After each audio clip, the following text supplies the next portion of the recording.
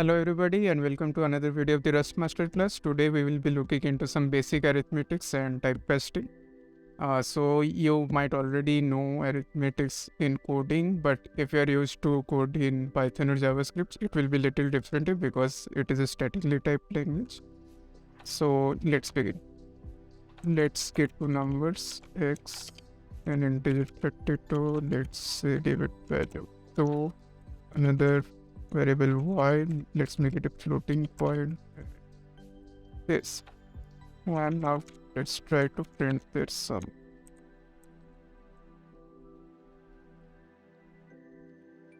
Okay, so in Rust, for performing arithmetics, both the variables should be of the same data type, otherwise it doesn't know how to do that arithmetic operation. Let's try to run this code.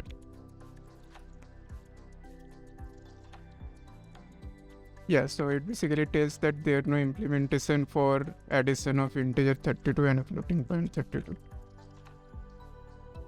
Now let's make this also a floating point.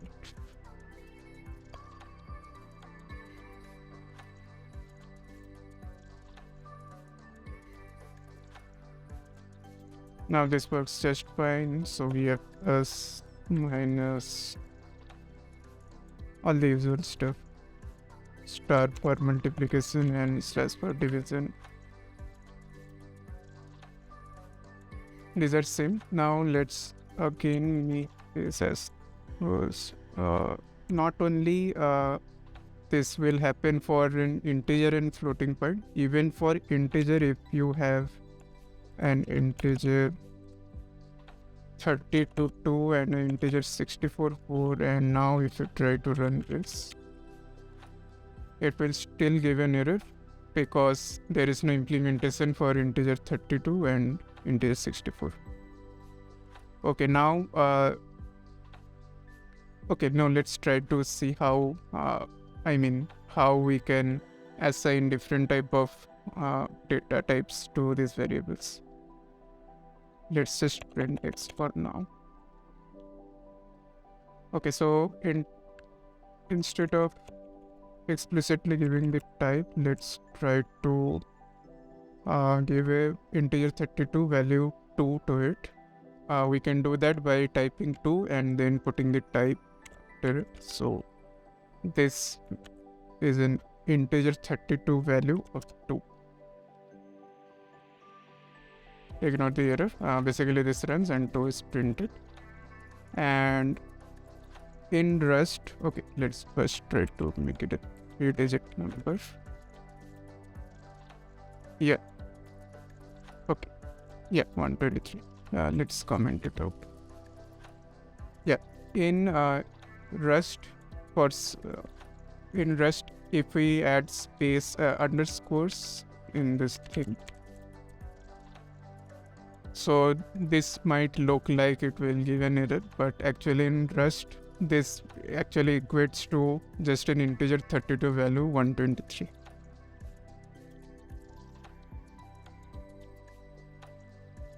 And we can have a number of underscores here.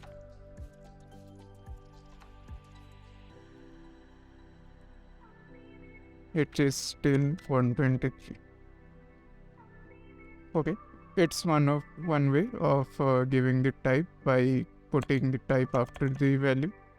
Also, we can do something like this: 123 as an integer 32.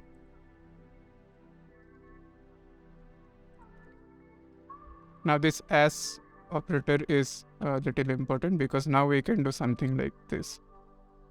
So now let's assign y of type integer 64, and now we will try to assign the value of x to this y, which is integer 64, and try to print y.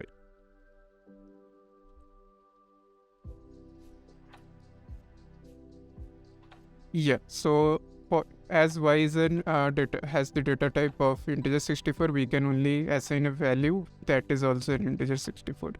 In this type of scenarios, now we can use the as operator, so we can cast the value of x as an integer 64.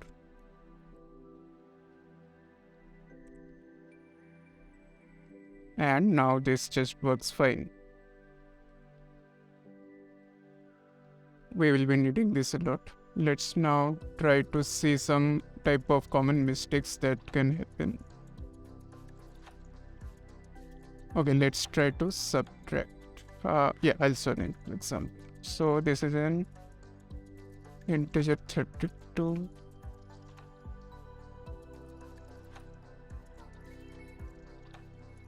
Let's take 1.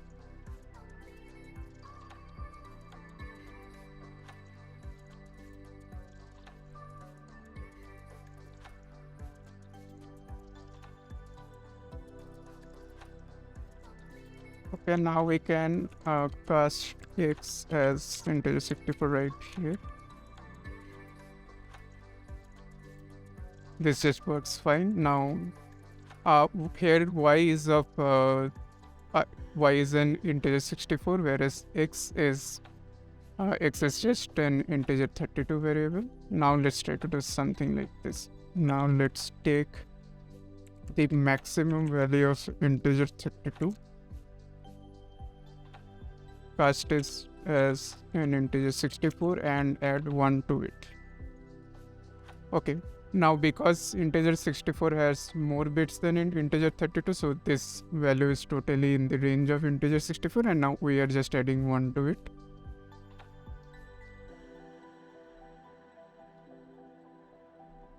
Let's make it 1. Now let's try to add x and y, and now instead of casting the variable with the type with lesser bits to the higher one, now we will try to cast y as integer 32 and try to add x. And this is a negative number. Why is so? Let's try to understand. So we have taken the maximum value of integer 32 and we have added 1 to it. Now when we try to cast it back as an integer 32, it is causing an overflow. And in Rust, when overflow occurs, it just wraps around the range of that data type. To explain it further, let's try to give an example. Okay, let's try with an integer 8. Let's set be an integer 8. For now, let's just have something. Okay, so integer 8 has 1 bit, so it basically goes from 128, 127 to 0, similarly to 126 and 127. So by wraparound, I mean that if we add 1 to 127, the next value is 1 minus 128 again. And it just continues on like this. So when we did this i32 max and then added 1 to it, it was fine in integer 64, but when we tried to cast it back to an integer 32, it just wraps around to the most negative number, because it just pops onto the next number, and that is the negative, because the negative range starts from there. Let's try to see an example.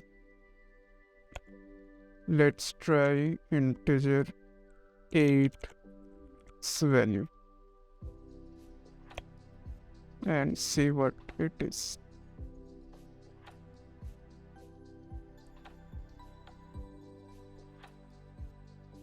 Okay, it is 127 as expected. Now let's try to add 1 to this. Okay, yeah, it will overflow. Let's try to do it like this. Let's cast z as an integer 16, add 1 to it, and cast this whole value back as to integer 8.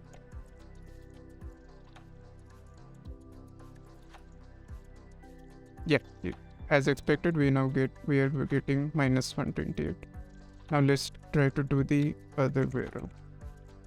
let's take the minimum value and let's try to subtract 1 from it. Now it should return as 127. Yes. Okay, so that's what typecasting was all about. Now let's try to get integers from user and print their sum basically. So we'll do use standard IO. Let's get a variable x string new. Yep, fine. And I'll just get the value from the input out. Split it in line out. Red line which be emitted percentage. Red line %mark x. Then expect and method message. And let's try to print it.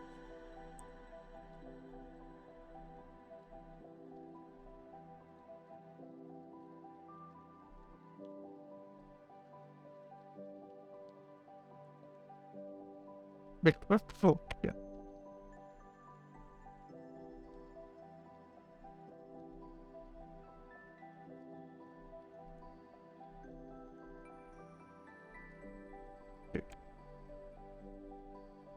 Okay. So yeah, our input was printed, but this is of type string. We cannot do any arithmetics on this. Now we have to cast it to an integer 32. Wait. Find it here. That x int of type integer 32. We'll take the value of x, trim it so it will remove any spaces or next line characters from this. Then parse basically parses to the type that we're trying to cast it to, and then unwrap this. Yeah, and let's try to print extend plus.